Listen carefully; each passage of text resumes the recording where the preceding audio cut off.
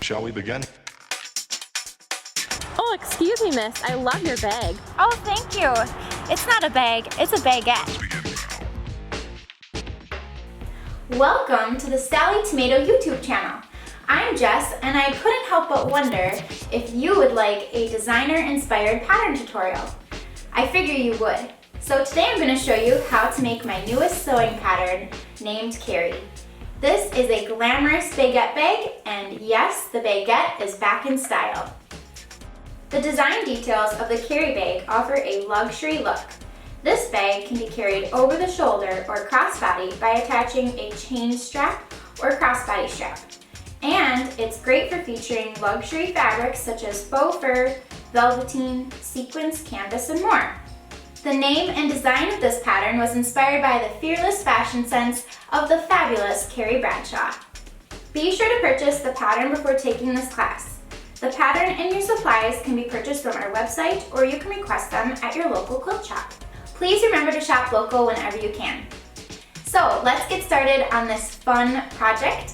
I encourage you to pause the video as the steps progress so that way you can sew along with me. I'll see you in class. Before beginning, review the recommended fabrics on the back of the pattern cover. Also, review the pattern corrections page on our website for any updates. Start by cutting out the pieces according to the pattern. From your main fabric, you'll cut 2 main panels, 1 flap, and 2 gusset pieces. From your contrast fabric, you'll cut 2 shoulder straps, 2 strap connectors, if you're not using metal strap connectors, and an optional tassel. From your lining, you'll cut main panels, flap, gusset, and pocket pieces. And from the foam, you'll cut your main panels, flap, and gusset pieces according to the pattern. If you're using sequins for the main fabric, visit our website, sallietomato.com, for tips and helpful suggestions for sewing with sequins. You can check out all the colors we have available on our website. Patterns can easily be adapted to use sequins for purses and apparel and home decor items. The sequins that we sell on our website are very small. You're likely able to sew directly through the sequins with your sewing machine, and you don't have to worry about removing the sequins from the seam allowance areas. But certainly it's up to you if you want to follow the tips or if you just want to try sewing through the sequins. Also, it may be helpful to label your pieces as you cut them by marking the name on each piece on the wrong side with a removable pen or chalk. Also, refer to the cutting layouts in the pattern to ensure accurate cutting and the best use of your material. There are 2 options for the strap connectors. You can choose to cut the strap connectors from your contrast fabric, or you could use metal strap connectors. Metal strap connectors look really professional, they're very strong and durable, and super simple to install. Basically, they just get screwed in place. I definitely recommend using the metal strap connectors if you're sewing with a sequins fabric or a thicker fabric, because when we go to attach the fabric strap connectors, it might be a little challenging to sew through. That's where purse hardware comes in handy for these unique materials and thicker fabrics. If you want to try using the metal strap connectors, check out our video tutorials and also check out the wide range available on our website. With the right sides face up, or you could have wrong sides face up, you're going to align the bottom and side edges of each main fabric piece A and foam piece H. You can hold these 2 pieces together with basting spray or add some sewing clips around the edges. Then baste an 1/8 inch from the sides and bottom edge.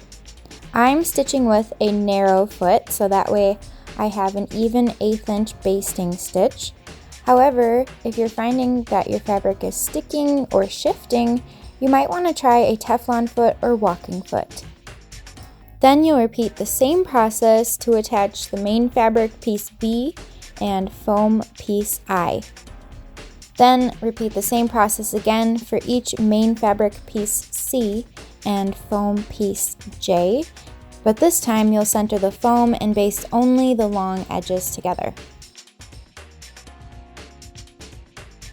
Position the circle template included in the pattern or a circle ruler like I am in each bottom corner of one main fabric piece A. You'll trace the outer edge of the template from edge to edge, then cut along the marked line to round each corner. You'll repeat for the remaining main panel piece A and both of the lining piece A. Then you repeat the same process with the other circle template included in the pattern in each bottom corner of main fabric and lining pieces B for your flap. With right sides up, install the male half of your lock centered up from the bottom edge according to your pattern on your main fabric piece A front. You don't have to use this specific lock style that I'm using, although it will look incredible and very designer. Refer to the back of the pattern for tips on choosing a lock style for this pattern, and also visit our YouTube channel for a tutorial on how to install a variety of purse locks. Otherwise, you can follow the manufacturer's instructions. If you decided to use metal strap connectors, you can skip to the next step of instructions. If you're using fabric strap connectors, with wrong sides together, fold each length side of each contrast piece E strap connectors to the center, and then you're going to top stitch a 1/4 inch from each folded edge. After top stitching, with the right sides up, position the top raw edge of each strap connector down from the top short edge of each main fabric piece C, which is your gusset, according to your pattern.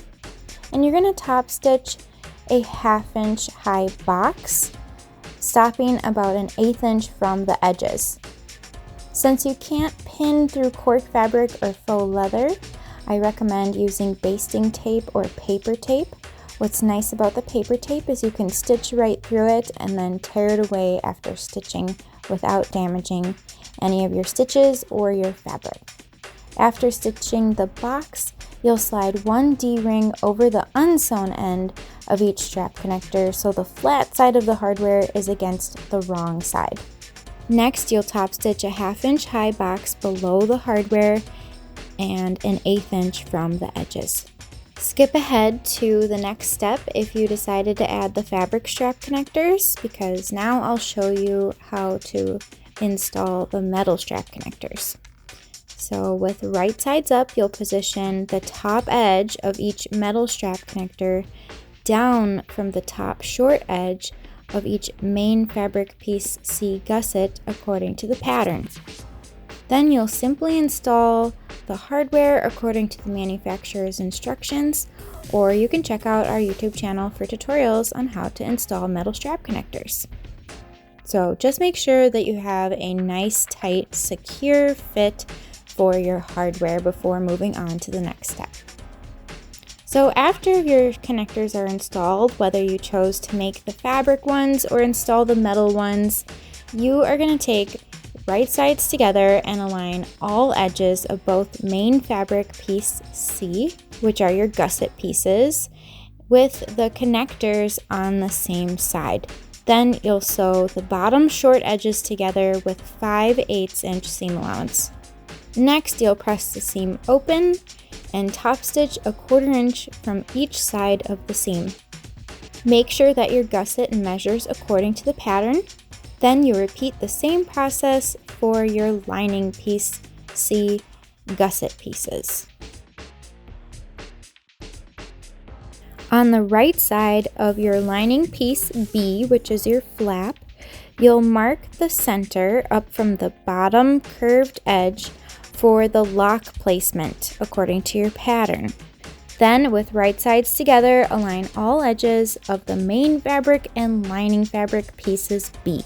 Sew together with a 1/4 inch seam allowance along the sides and bottom edge, leaving the top straight edge unsewn.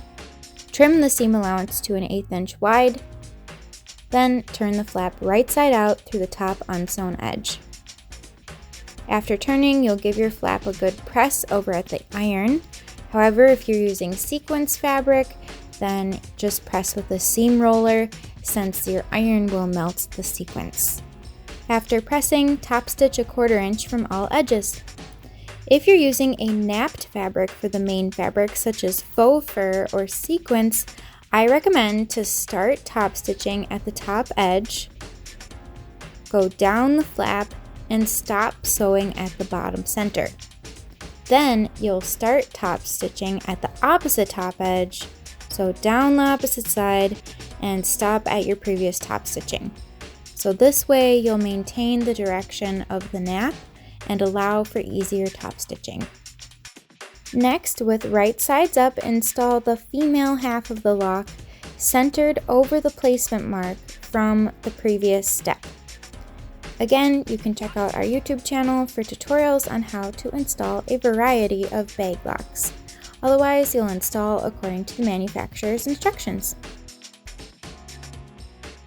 If desired, you can install a metal handmade label centered down from the top edge of one lining piece A, which is your back piece. You can visit our YouTube channel for a video tutorial on how to install this hardware.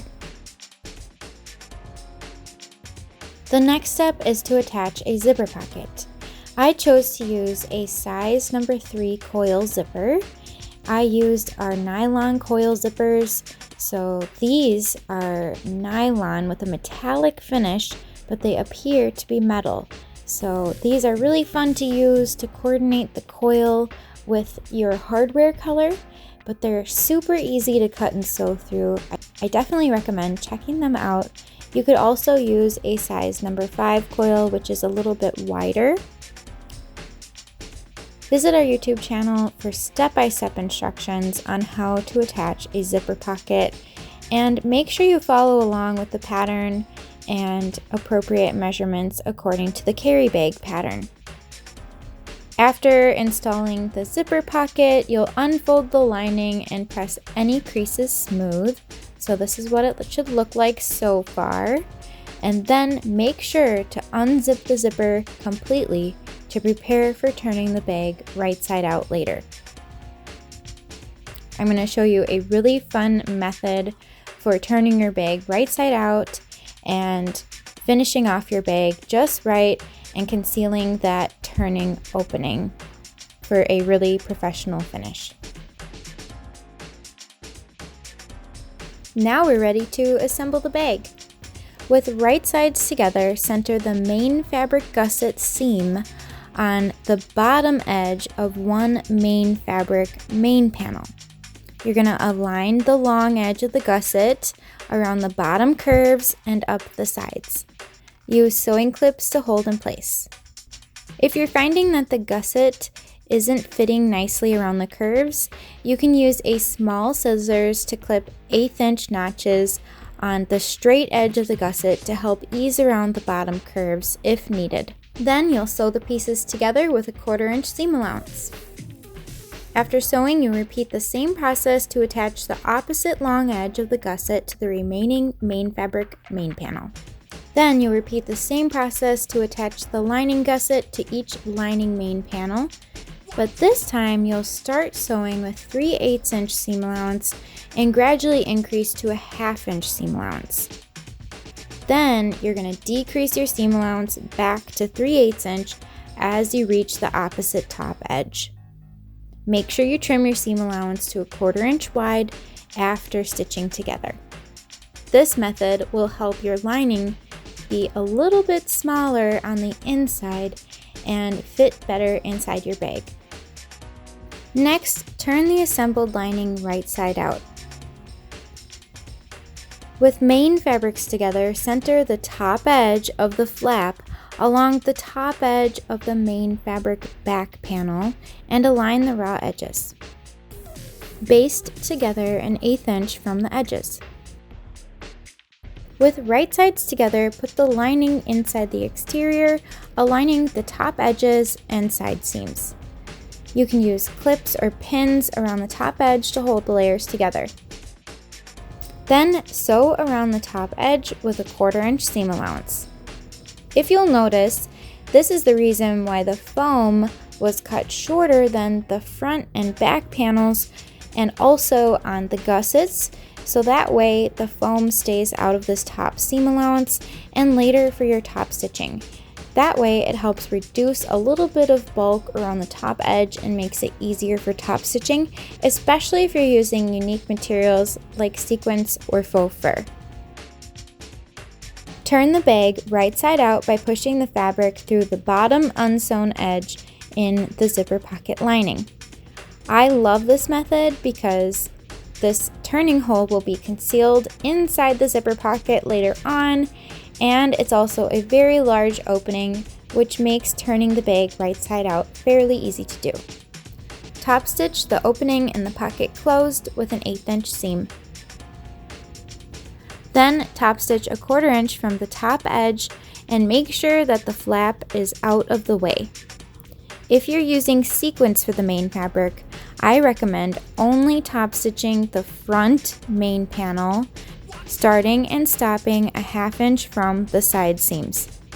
I also recommend installing a rivet a 1/2 inch below the top edge at the side seams for a flatter finish.